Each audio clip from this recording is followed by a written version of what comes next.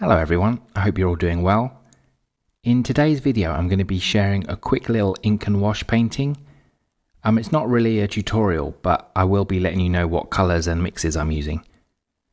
For the sketch I'm going to use this Kuretake Black Ink 60. I really like this ink, it's great with my dip pen and it's completely waterproof when dry. The dip pen I'm going to be using is this Tachikawa and it's a G-nib. Okay, so sketching is definitely not one of my strong points. So as you can see, I did the drawing in pencil first. Hopefully one day I'll be confident enough with my sketching to do it in ink first time. So it's a pretty simple scene.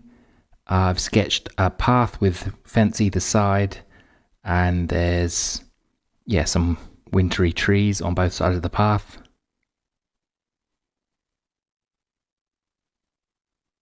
I'm not totally sure yet if I'm going to paint any foliage on these trees or just leave them bare. We'll see how it looks once I start painting. And there is going to be a distant mountain, but I'm not going to ink that in. I'll just leave the pencil line there so I know where to paint it. I really do like this dip pen. I find it much more fun than using a fountain pen or a fine liner. Oh, I forgot to mention that I'm using Baohong Academy 300 GSM hot press paper. Yes, you heard that right, hot press paper. I thought it might be fun to give it a try. Yeah, hopefully it won't be a big disaster. Okay, so that's the sketch done. As for paints I'll be using, they're all Rembrandt. I have Ultramarine, Phthalo Blue Red Shade, Burnt Sienna, Indian Red, Yellow Ochre, Burnt Umber and Aureoline, which is PY150. As for brushes, I'm going to use this ZYtang size 10 round travel brush, and I'll probably use the Szmal Silver Pearl number 9. Okay, so I'm going to start by wetting the sky down to just below the mountaintop.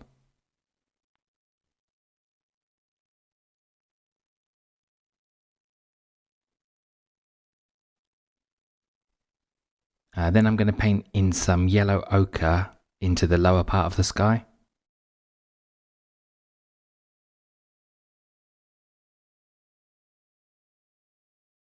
Now with some Phthalo Blue Red shade, which I've toned down with a touch of Indian Red, I'll paint in the rest of the sky.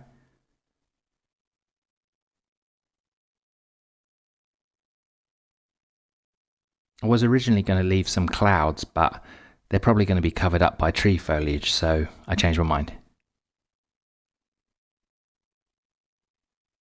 Okay, that's the sky done.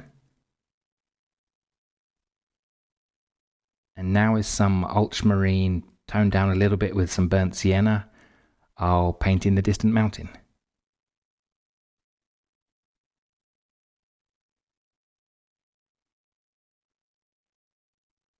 I'm going to add a little bit more burnt sienna to the mix as I get closer to the base of the mountain.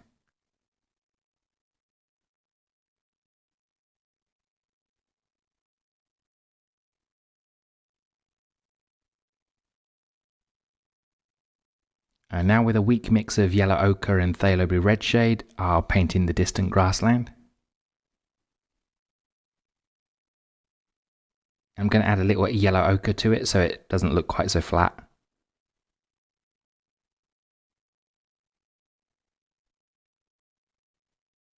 And now with a slightly stronger yellow ochre and Phthalo Blue mix, I'll paint in the grasses at the side of the path.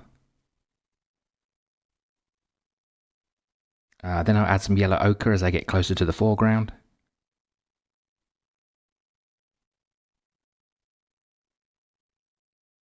And then finally add some burnt sienna.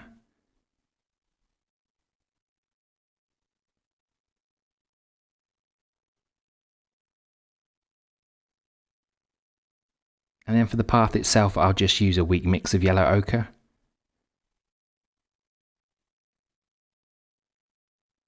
That's probably a bit too weak, so I think I'm going to have to go over that again.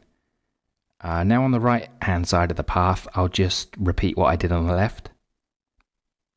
So it's a mix of yellow ochre and Phthalo Blue Red shade.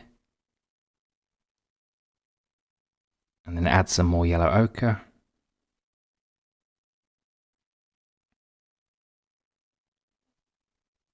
And then finally a bit of burnt sienna.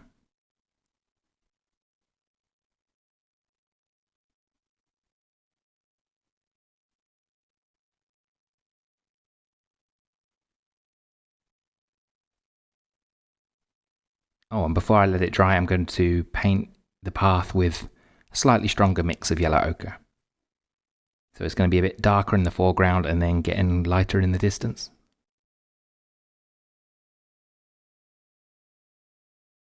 Okay, and now I'll let it dry. So now that it's dry, I can start on the trees. First, I'm going to paint them in with some yellow ochre.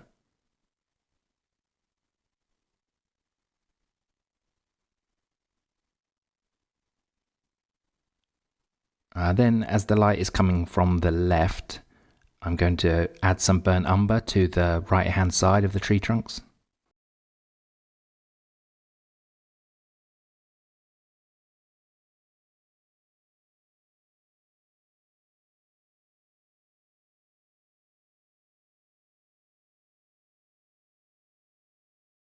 I probably should have used a smaller brush or a rigger for this, but oh well, it's just a quick little painting.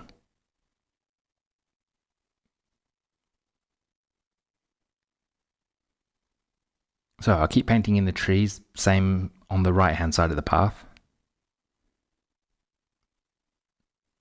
I might have to go over these trees a bit darker. They're looking a bit bright and, kind of the same. Okay, so now I'll paint the light sides of the fence posts with some yellow ochre.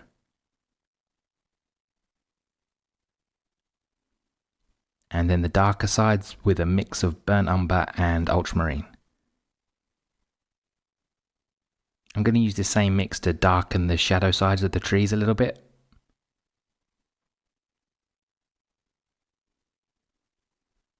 Now with a mix of ultramarine and burnt sienna, I'll paint in the shadows of the trees.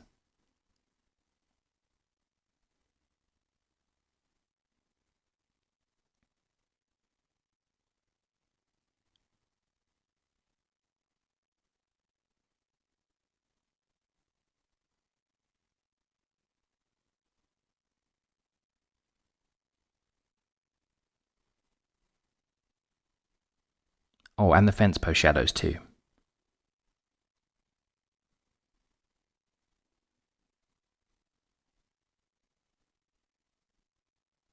And then a few shadows here and there on the path.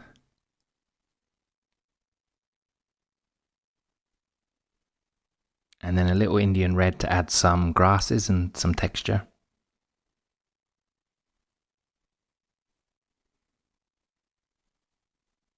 And then it's probably not needed, but I wanted to add some white gouache to the highlights.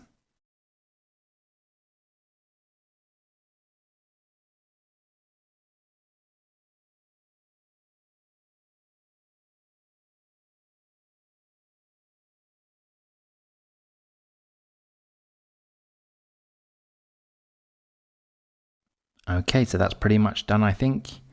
I was still in two minds about adding foliage or not, but then I just thought, why not just go for it? I mean, the only way to get better is to practice, right? So I used some burnt sienna for the foliage of the trees on the right hand side, and then some Indian red for the tree on the left.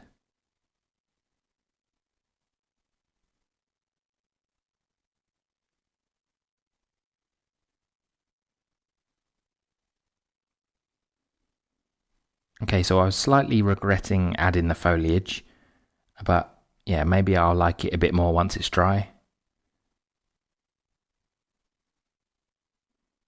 Okay, so that's the painting finished. And thank you very much for watching. I'll speak to you in the next video. Bye bye.